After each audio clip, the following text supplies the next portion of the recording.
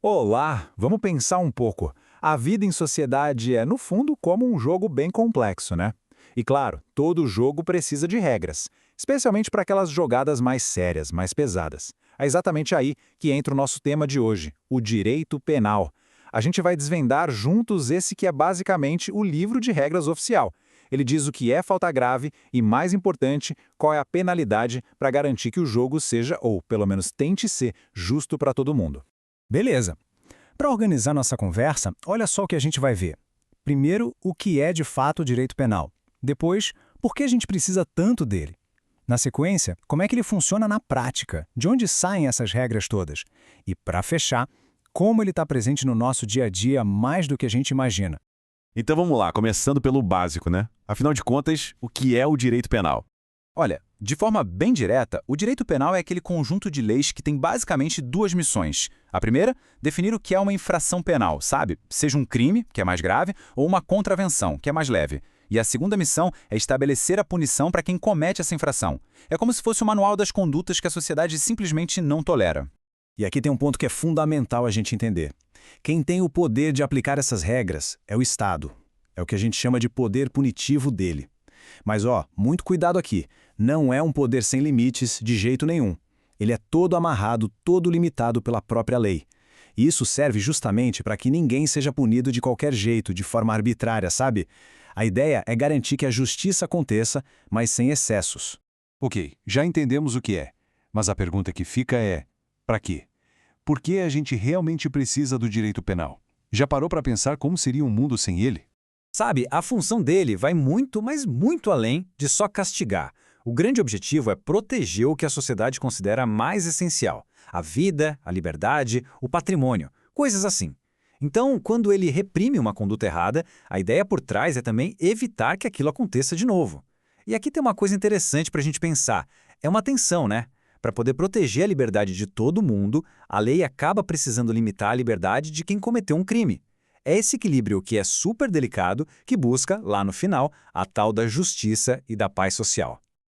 O contraste fica gritante quando a gente coloca lado a lado, né? De um lado, com o direito penal, a gente tem uma estrutura que tenta, pelo menos, garantir segurança, proteger direitos, manter uma certa ordem. Agora, do outro lado, sem ele, a gente está falando de caos, descontrole e insegurança para todo lado. A lei do mais forte, um vazio total de justiça. Fica bem claro que ele é um pilar essencial para a gente viver em sociedade. Certo. Mas vamos descer um pouco para a parte prática. Como é que isso tudo funciona no dia a dia? O que exatamente a lei penal regula? Olha, a lei penal é super detalhista. Ela vai dizer tintim por tintim quais atitudes são consideradas crime e quais são as penas para cada uma delas. Prisão, multa e por aí vai. E é aqui que entra uma discussão filosófica bem profunda, sabe? A pena existe só para punir, tipo olho por olho, ou o objetivo principal deveria ser tentar reabilitar aquela pessoa, reintegrar na sociedade? A lei, na verdade, tenta fazer um malabarismo com essas duas ideias. Ela também define quem pode ser punido e como o Estado tem que agir em todo esse processo. E para a gente ter uma ideia, olha que interessante a precisão da linguagem da lei. Pega só a definição do crime de furto: subtrair para si ou para outrem coisa alheia móvel. Cada palavrinha aí foi pensada. Subtrair, não é pegar. Coisa alheia, ou seja, não é sua, móvel, que dá para mover. Essa clareza toda é essencial, porque não pode ter dúvida do que é crime e do que não é. É isso que dá segurança para todo mundo. Tudo bem, mas de onde vêm essas regras tão poderosas? Elas não aparecem do nada, né? Existe toda uma arquitetura, uma hierarquia de fontes que constroem o direito penal.